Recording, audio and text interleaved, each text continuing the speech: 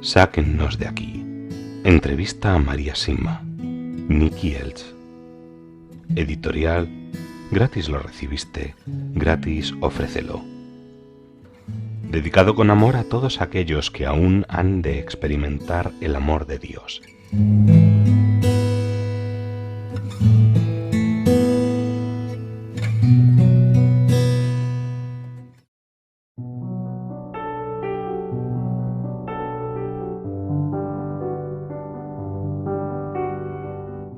Los obispos y el Papa.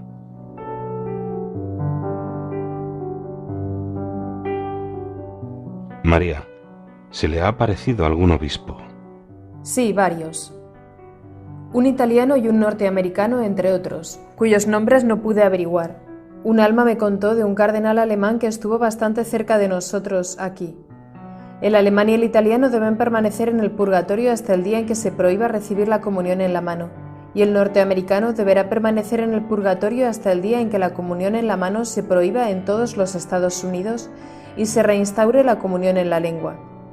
Pasado un tiempo, pregunté de nuevo cuáles eran sus nombres, pero tampoco recibí ninguna respuesta.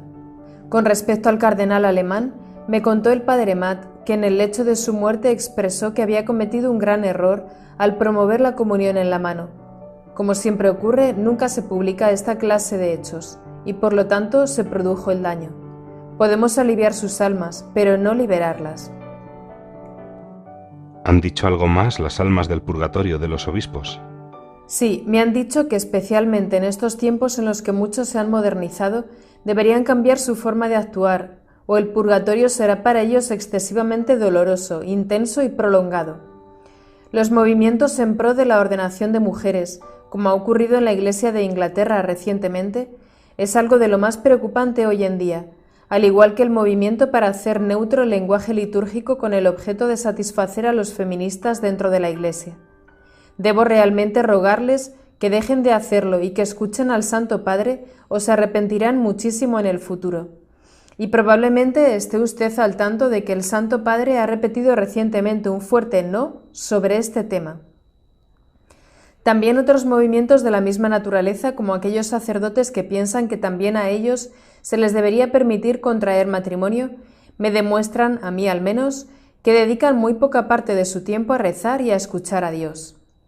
¿Qué le diría a las mujeres que con buenas intenciones y siendo muy creyentes dicen que también deberían tener derecho a poder ordenarse como sacerdotes?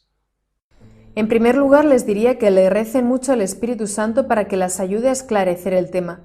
Luego les pediría que respondan ellas a los hombres que con la mejor de las intenciones también querrían tener el derecho de concebir y de dar vida, y de alimentar a los hijos. Son dos anhelos errados, y por lo tanto no están dentro del plan de Dios. Si Jesús hubiese querido que las mujeres también pudieran ordenarse como sacerdotes, María, la más santa de todas las mujeres, hubiese estado presente en la última cena, y no lo estuvo. Jesús no estableció las cosas de otro modo, y repito, Dios sabe muy bien qué es lo mejor para nosotros. Todo lo que sea contrario a Dios trae confusión, y la confusión es uno de los productos más claros de la acción de Satanás. ¿Se encuentran en el infierno algunos de los cardenales y obispos que usted conoce que promovieron la comunión en la mano sin el consentimiento del Papa? Sí, algunos están en el infierno, pero no puedo asegurar que se perdieron únicamente debido a eso. Sé que también hay otros motivos que se han sumado, pero no se puede decir que sea eso lo que causó la pérdida de sus almas. Antes mencionó a los masones en el Vaticano. De todos los numerosos cardenales que rodean al Papa, ¿cuántos de ellos son masones? No conozco el número exacto, pero muchos de los cardenales ya eran masones cuando Juan Pablo II comenzó a ser nuestro Papa. Desde ese entonces nuestro Santo Padre ha nombrado muchos cardenales nuevos, ciertamente no masones, así que su número es menor hoy en día. Aún así, todavía quedan varios masones y están muy cerca del Santo Padre.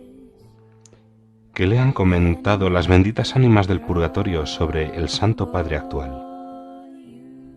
Me han dicho que hemos de rezar mucho por él, porque se encuentra constantemente en gran peligro, pero a ello debo agregar que muchas almas del purgatorio lo están protegiendo.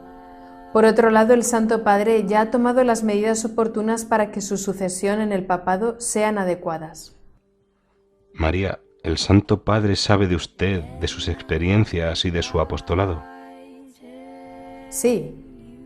Ahora que sé la importancia que da a la humildad y a la obediencia, y de manera especial a sus directores espirituales y a los obispos, ¿puedo entonces presuponer que mientras continúa con su apostolado por las almas, también obedece en todo momento al Papa Juan Pablo II? Sí, por supuesto. Si no lo hiciera así, sería una gran hipócrita. Por supuesto que soy obediente al Papa. Al ver su gran potencial para la santidad, nuestra madre lo crió y eligió. Y ante esas enormes gracias que nuestra madre le dio, el Papa respondió decidiendo públicamente que su lema sería Totus Tuus. Le tengo mucho cariño y mucho respeto y rezo por él constantemente. Y aunque no me identificara tanto con él y supiera otras cosas acerca de él, siempre le sería obediente, porque eso es lo que Dios quiere de nosotros, ya que él, solo él, es el verdadero sucesor de San Pedro, la roca sobre la que Jesús construyó su iglesia. Entonces, tanto usted como sus experiencias y su apostolado tienen la bendición de nuestro Santo Padre actual, el Papa Juan Pablo II. Sí, tengo su bendición para seguir con mi apostolado. ¿Alguna vez han venido a verle cardenales, obispos u otras personas conocidas del clero de Roma? Sí, en los últimos años han venido a visitarme dos, un obispo y un arzobispo. Ambos son devotos de María y aman la Iglesia y son grandes defensores de Medjugorje. También ambos están cerca del Santo Padre, pero a fin de protegerlos de ataques innecesarios, prefiero no mencionar sus nombres. Mire, ya son las 2:30. ¿Qué le parece si nos tomamos un descanso? Un poco de aire fresco de primavera sería bueno, ¿no cree?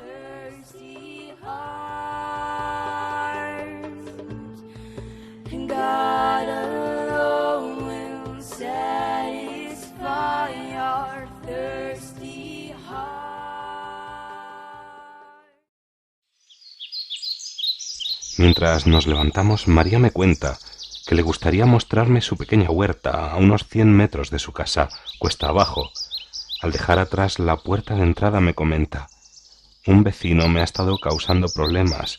Mire, la valla del jardín ha aparecido dañada y le he pedido que me la arregle. Caminamos a lo largo de una calle empinada.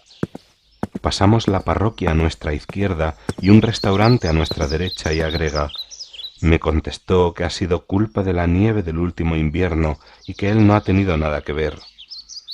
Nos acercamos a un trozo de tierra bastante plana, rodeado por un cerco de madera vieja, desvencijado y gastado por el tiempo. Otra vecina, una mujer, se encuentra limpiando todo el material muerto del verano anterior.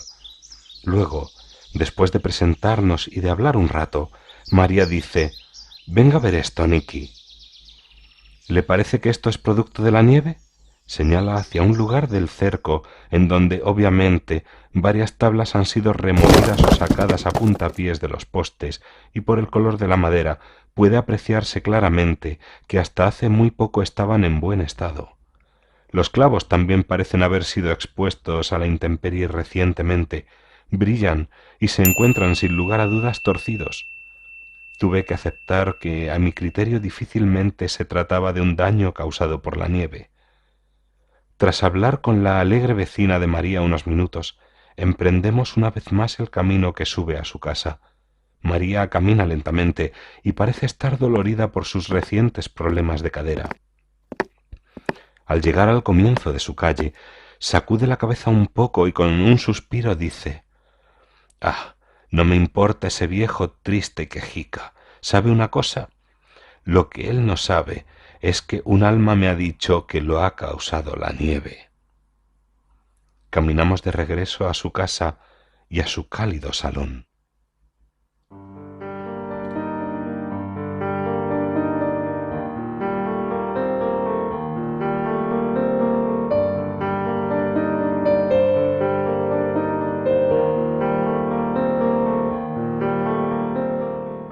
sacerdotes y hermanas religiosas.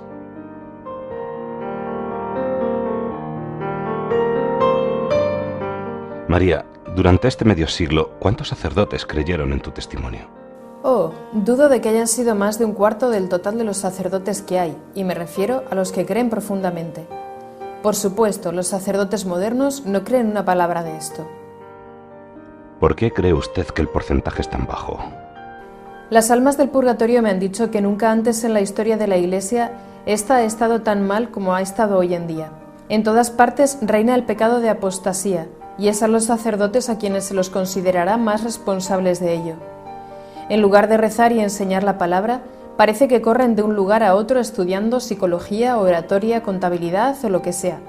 Aprendiendo cómo acercarse a su público, son ellos los que han de mostrar al pueblo cómo acercarse a Jesús y a María a través de la oración, y no tratar de aprender ellos mismos a ajustarse con esta sociedad tan secularizada. Ciertamente se han olvidado de que si ellos y las personas a su cargo rezan, Jesús arreglará todo lo demás para que se acomode cada uno en su sitio. Muéstreme una parroquia en la que se rece de verdad y que las cosas no vayan bien. No podrá. Cuando los sacerdotes dicen que sus experiencias no pueden ser ciertas porque no aparecen en la Biblia, ¿cómo les responde?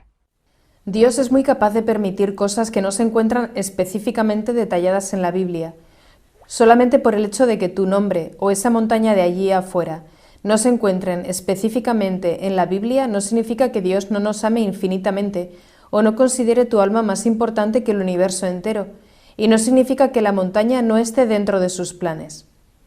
Por otra parte, muchas prácticas de la Iglesia, como el rosario, la del Sagrado Corazón o el escapulario, fueron manifestadas mediante revelaciones privadas y por lo tanto no se encuentran mencionadas en la Biblia. Jesús mismo nos habló acerca del purgatorio, y la Biblia está llena de referencias respecto a la necesidad de rezar por los difuntos. Todo lo que se enseñe en contra o frene el amor entre unos y otros, incluyendo a los que ya han fallecido, no proviene de Dios. Muchas veces hay quien se pregunta por qué tenemos que rezar a María o a los santos cuando podemos ir en primera clase y hablar directamente a Jesús. Entre ellos algunos sacerdotes y religiosas. ¿Qué les diría? Dios nos puso a todos aquí para que nos ayudemos unos a otros en esta vida. Y si otras personas con su buen ejemplo pueden enseñarnos algo acerca de las muchas formas de llegar al cielo, ¿por qué no habríamos de aceptar su ayuda? Al dejar a María y a los ángeles de lado, las otras religiones difícilmente han ganado algo. Al contrario, han perdido prácticamente a los mejores intercesores delante del trono de Dios. Quien no escucha a su hermano ni tampoco lo ayuda, no merece esta vida. Creo que ese ir en primera clase y dirigirse solamente a Jesús encierra un orgullo mal disimulado. Al igual que un niño crece a lo largo de su vida con sus hermanos y hermanas, primos, tíos y tías, así también crece un cristiano estudiando y recibiendo ayuda de los santos, cuyas vidas están bien documentadas, y de las personas santas que nos rodean hoy en día. A quienes se atreven a decir que no necesitan a la Santísima Virgen María les pregunto, ¿qué fue lo que les dijo Jesús a San Juan y a su madre minutos antes de dar su último suspiro en la cruz? Mujer, ahí tienes a tu hijo. Hijo, ahí tienes a tu madre. ¿Nos dejará Jesús ir en primera clase, entre comillas, si ignoramos a la madre que lo engendró, lo educó y lo enseñó? Desafío a que digan que realmente conocen a Jesús si no escuchan esas palabras pronunciadas en el mismo momento en que moría por cada uno de ellos. Escucharles hablar contra María me duele terriblemente. Imagínese cómo debe dolerle a Jesús. Pero María ahora, en estos años, se está apareciendo en el mundo entero. Casi parece que en cada rincón de este mundo afligido. Y así está guiando a un inmenso número de personas de nuevo hacia su Hijo. ¿Han dicho algo más las almas del purgatorio acerca de los sacerdotes de ideas modernas y su papel y comportamiento en público? Sí lo han dicho. Lo que menos les gusta es cuando se dejan sus hábitos para mezclarse con el pueblo. Y lo mismo con las religiosas. Al obrar así, se pierde el respeto necesario que deberíamos mostrarles. Han hecho votos para servir a Jesús y no para ser como el resto de las personas. ¿Hay sacerdotes en el purgatorio? ¿Qué les lleva allí con más frecuencia? Sí, hay muchos sacerdotes en el purgatorio. No sabría decirle el porcentaje exacto o la frecuencia de ciertos pecados, pero lo que más rápidamente se me viene a la cabeza son las faltas de obediencia al Santo Padre, faltas de amor hacia la Santa Misa, faltas de amor a la oración y el ayuno, no haber leído el breviario y, repito, la comunión en la mano. Usted probablemente sepa mejor que yo que el tema de dar la comunión en la mano es altamente controvertido. ¿A qué se debe? El problema es que no se ha contado la historia completa y deberíamos investigar e informarnos bien. La ley de la Iglesia establece que debe haber algunos reclinatorios para aquellas personas que quieran recibir la Eucaristía de rodillas y en la lengua. Estas fueron las palabras del Papa Pablo VI. Así las parroquias que no los tengan ya no están siendo obedientes. Las almas del purgatorio me han dicho que ningún papa hasta hoy ha apoyado personalmente esta práctica, pero que fue fomentado políticamente por un grupo de cardenales y obispos. Los sacerdotes y obispos más antiguos saben de esto, y la gran mayoría prácticamente no ha informado al pueblo, y por lo tanto son ellos quienes cargan con la mayor responsabilidad. Todos los papas, a su vez, sabían muy bien que dar la comunión en la mano estaba en contra de la veneración del Santísimo Sacramento, y nuestro Santo Padre actual no distribuye la comunión en la mano de los fieles.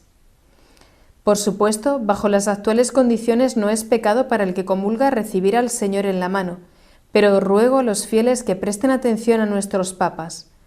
Por otro lado, todo este tema ha permitido que se produzcan muchos sacrilegios.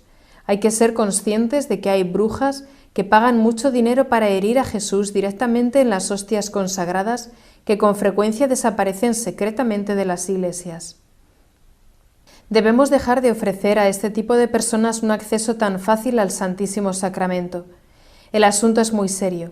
Si todos los sacerdotes se encomendaran al Espíritu Santo y rezaran el rosario, entonces ninguno de ellos estaría perdido en estos temas. Si los obispos y sacerdotes de mayor edad le preguntaran a los fieles de sus parroquias de más de 40 años, por decir una cantidad, si preferirían recibir la comunión arrodillados, deberían aceptar lo que la inmensa mayoría decidiera hacer por amor a sus hermanos. Nadie puede decir que hace 2 generaciones se rezaba menos que hoy en día, porque sucede exactamente lo contrario. Y por otro lado, al volver a la humildad y a la oración, los jóvenes aprenderán rápidamente el valor de la posición humilde y penitente delante del Santísimo Sacramento. He visto con mis ojos cómo se ignoraba a personas arrodilladas que querían recibir la comunión simplemente por el hecho de arrodillarse. También he visto a niños el día de su primera comunión a quienes se les indicaba que se quedaran de pie, aun cuando sus padres y abuelos sufrían por ello. Todas estas cosas son obra de Satanás y me entristecen terriblemente. Y cuando luego hay quien dice que participará del amor fraternal comunitario, digo no. Porque cuando el amor fraternal va en contra de la humilde veneración y reverencia que merece el Santísimo Sacramento y el amor divino, entonces esta débil permisividad no proviene de Dios. También recuerdo cuando los obispos alemanes colaboraron para que esto se instaurara sin pasar por el Papa. Fueron los norteamericanos quienes en un principio dijeron que no estarían de acuerdo porque iba en contra de los deseos del Papa. Pero mire lo que ha sucedido. ¿Y cuántos sacerdotes perdidos porque sus conciencias no les permitían ponerlo en práctica? Muchos. Respecto a dar la comunión en la mano, hace ya un tiempo ocurrió algo interesante en Múnich, mientras me encontraba dando una conferencia. Llegamos a este punto y de repente pude ver que un pequeño grupo de personas se acaloraba. Había 3 personas tratando de hablar en contra de lo que yo estaba diciendo y lo hacían todos a la misma vez. Yo en silencio pedí ayuda a Dios. Como el ambiente se estaba volviendo bastante ruidoso y agitado, se levantó de un lateral de la sala una mujer muy elegante, de unos 40 años, con un vestido largo negro, y con muy buenos modales, pero a la vez con mucha autoridad, se dirigió a los presentes y en 1 minuto o 2 logró que todos se calmaran de nuevo. Yo quedé impresionada por su conocimiento e igualmente impresionada por cómo había logrado tranquilizarnos con tanto amor. Cuando terminó la charla me dirigí a los organizadores para pedirles hablar con esta mujer y para agradecerles su ayuda. Pensaba que pertenecía al grupo que me había invitado. Ellos, sin embargo, pensaron que se trataba de una amiga con quien yo había venido. Ambos estábamos equivocados. No la pudimos encontrar e incluso nos acercamos hasta la puerta de entrada preguntando por ella, puesto que la charla solamente había sido con invitación. Nos dijeron que ninguna mujer de esas características había entrado o dejado la habitación por esa puerta, y el salón no tenía otras entradas. Se había ido. ¿Se trató de un alma del purgatorio? Seguramente sí, y algunos de nosotros rezamos por ella.